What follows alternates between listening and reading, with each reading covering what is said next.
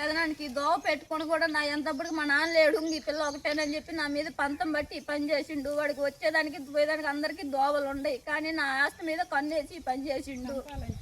సంపాదన కూడా ప్రయత్నం చేసిండు, కానీ వాడికి అవకాశం రాలేదని ఈ పని చేసిండు. నన్ను ఇంట్లో లేనికుండా చేయాలని చూస్తుండు.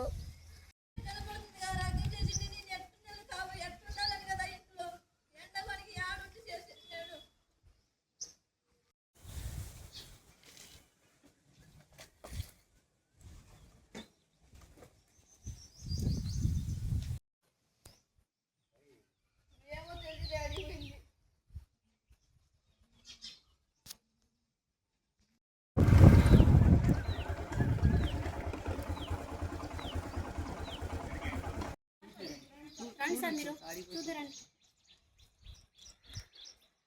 నాకు ఎట్లయినా న్యాయం జరగాలి.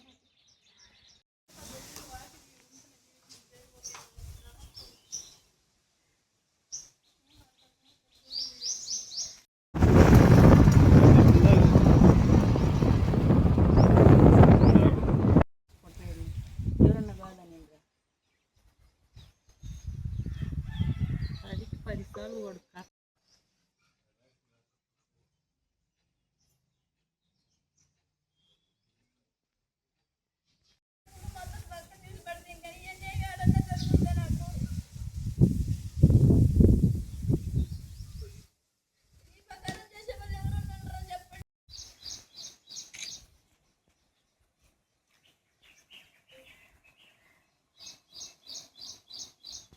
పెదనానికి దోవ పెట్టుకొని కూడా నా ఎంతప్పటికి మా నాన్న లేడు ఈ పిల్ల ఒకటేనని చెప్పి నా మీద పంతం బట్టి ఈ పని చేసిండు. వాడికి వచ్చేదానికి పోయేదానికి అందరికీ దోవలు ఉండయి, కానీ నా ఆస్తి మీద కన్నేసి ఈ పని చేసిండు.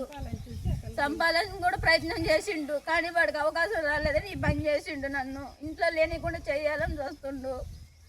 వేంపల్లి సావిత్రి. మా పెదనాన్న ఎప్పటి నుంచో నా మీద పగబట్టి నా ఆస్తి మీద కన్నేసి నన్ను ఇయ్యాలి ఈ పని చేసిండు.